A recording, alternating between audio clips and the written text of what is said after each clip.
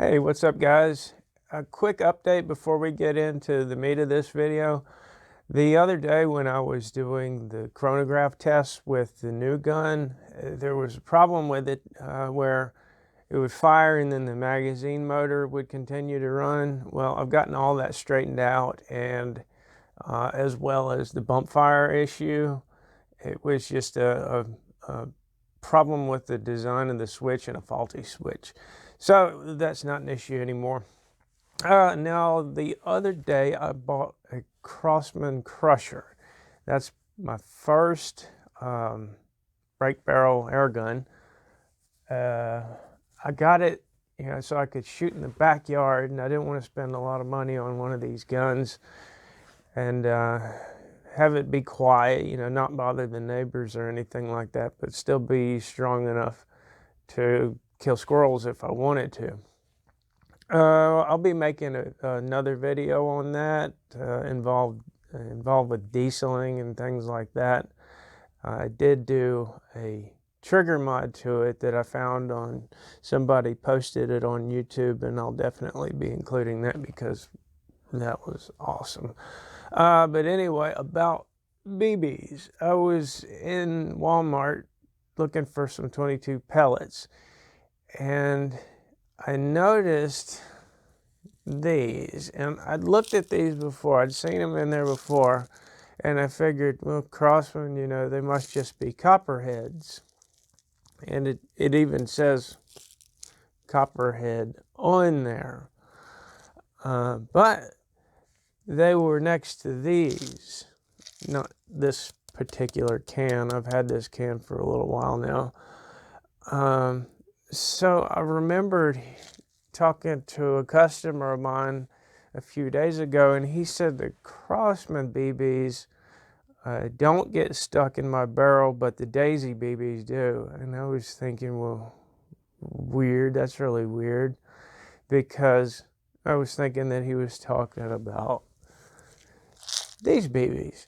So I decided to pick up a can of these, which are really cheap. Actually, the 6,000 count Daisy BBs weren't available for, gosh, maybe a year, and they started coming back on the market. And they're even less expensive than they were when the last time that they were available. I'm a little bit reluctant to check out the quality of those to see if they've made any improvements, but these look really good. I'll show you a comparison between the two. Let me get it set up. So right off the bat, I'm noticing one thing as you pour these BBs out. Let's look at the end here. So you got a smaller hole there and a little bit larger hole there. Now, look how these come out.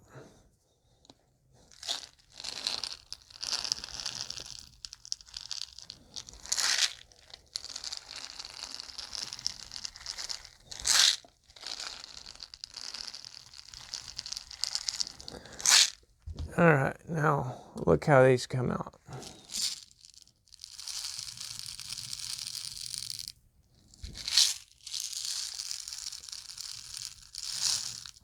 And the same thing is going on, inside your draws, or your what I'm calling freebird, as these babies slide against each other.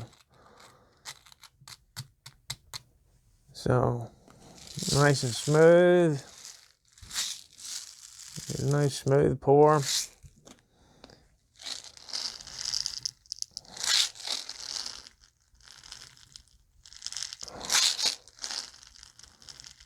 And just rough as a cob.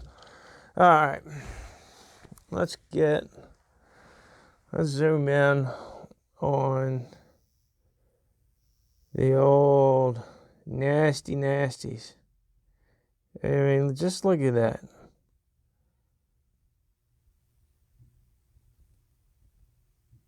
Garbage.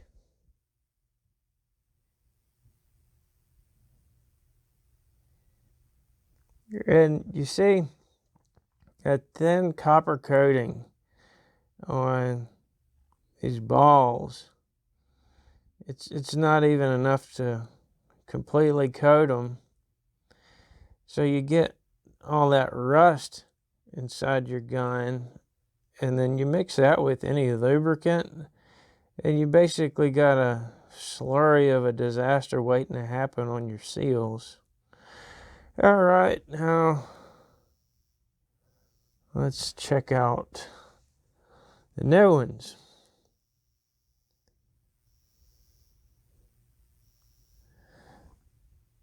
Those are pretty.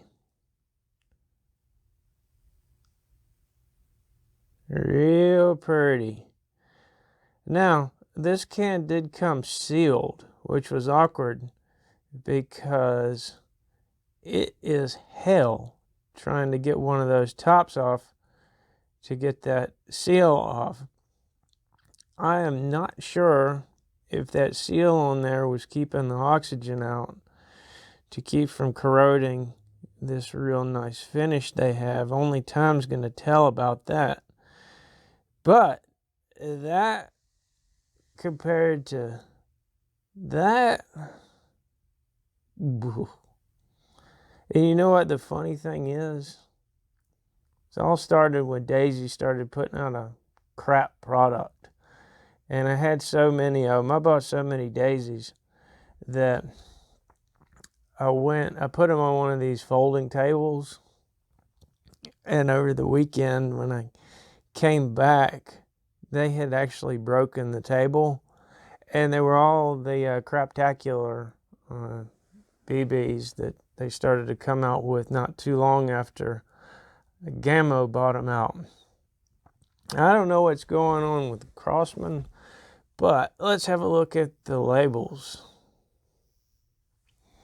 All right, this one says Crosman Corporation, yada, yada, yada. Now, I'm going to go ahead and call these Crozman because I've been hearing a lot of people say Crozman lately. So these are Crozman BBs. And it says Crosman Corporation, a Velocity Outdoor Company. 9629. So they even got a different address on there.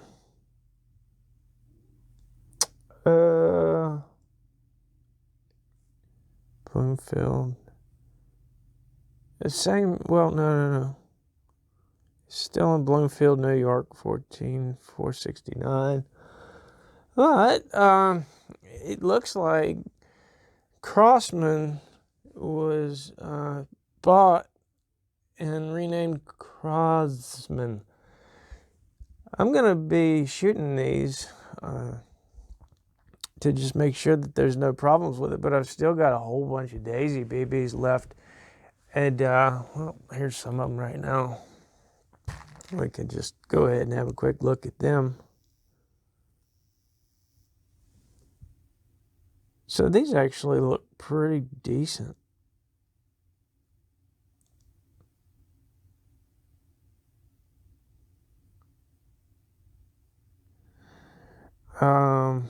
What was I gonna say? Here's some nastiness. Oh yeah, I started to make the guns work with crappy BBs. So, even though I'm still not recommending Daisy BBs, hey, the black sheep in there. They definitely lost my business when they made that change.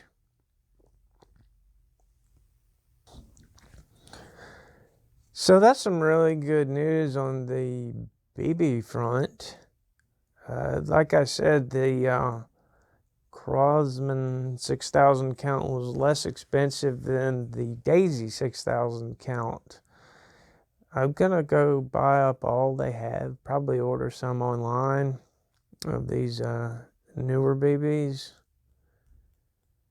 And I really don't like making this kind of video where I talk about BBs, because what inevitably happens is, well, you told me not to use daisies, or but you said that copperheads were bad, and I know that's gonna happen. But I do the best I can, trying to give y'all the most accurate and up-to-date information on what I find. It just is what it is.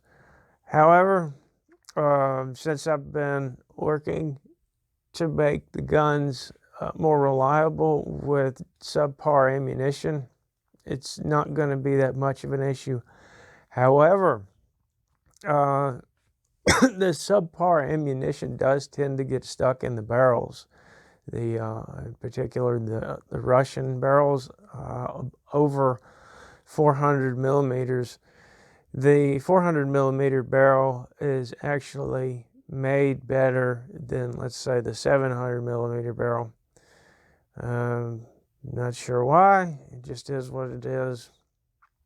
Oh, I did read something the other day. Air gun barrels, for the most part, are made out of hydraulic tubing. So if you guys get a wild hair up your butt and want to go look into that and start making your own barrels, go right ahead. All right, guys, that's about all I got for this one. Like I said, I'm going to have a pretty interesting video coming up about the Crosman crusher and doing some experiments with it dieseling. So I'll see y'all later.